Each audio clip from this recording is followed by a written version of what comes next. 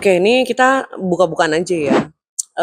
Jadi kemarin itu saya sempat bikin story Instagram, mengenai ada orang ketiga yang pernah dekat sama Nikita Mirzani, ikut, andil dalam nge-brainwash si Loli.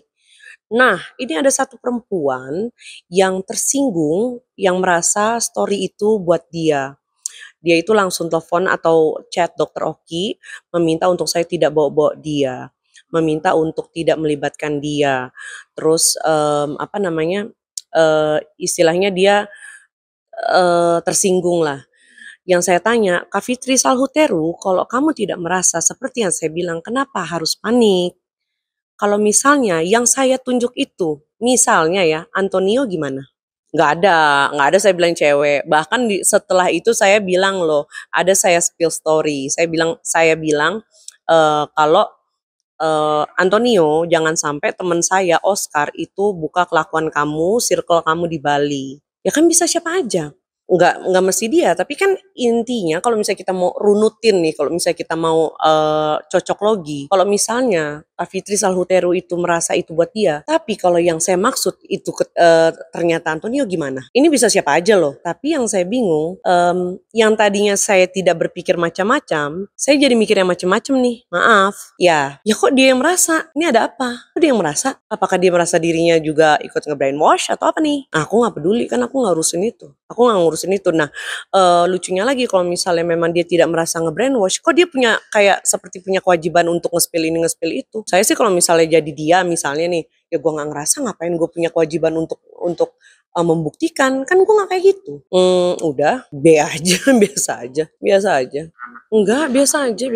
Justru biasa aja, justru ngapain juga Fitri Salhuteru ngebuktiin kayak gitu. Nggak usah Kak Fitri, ngapain? Kalau misalnya emang nggak ngerasa ngapain dibukti? Nggak usah apa ya, nggak usah nyemplungin dirimu sendiri gitu loh, ke kubangan tuduhan-tuduhan orang, ngapain? Ya salah satunya itu untuk ngebenci ibunya, itu aja. Ya intinya at least ya supaya Laura ini memandang buruk ibunya gitu. Mungkin kalau misalnya membenci itu terlalu ekstrim ya.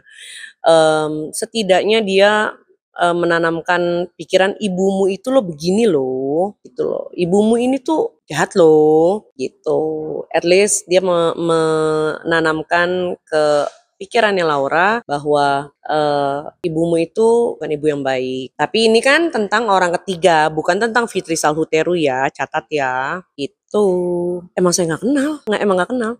Biasa aja kan, emang saya nggak ada masalah sama dia. Yang saya sindir bukan dia, kok dia yang tersinggung? Kenapa dia harus merasa ada masalah sama saya? Ya itu terlalu ekstrim lah, let's say. Itu terlalu ekstrim. Mungkin dia intinya kayak dia bikin Laura memandang ibunya tuh buruk. Itulah itu. Karena kalau misalnya dibilang ngebenci, toh juga Laura pas pulang ke Indo juga kan dia masih sempat mau nengokin ibunya, nengokin adik-adiknya. Mungkin kalau ngebenci itu enggak, cuma dia kayak menanamkan sesuatu mindset bahwa Laura ibumu buruk loh gitu. Ada deh. Cumi-cumi nih ya. Pasti ada.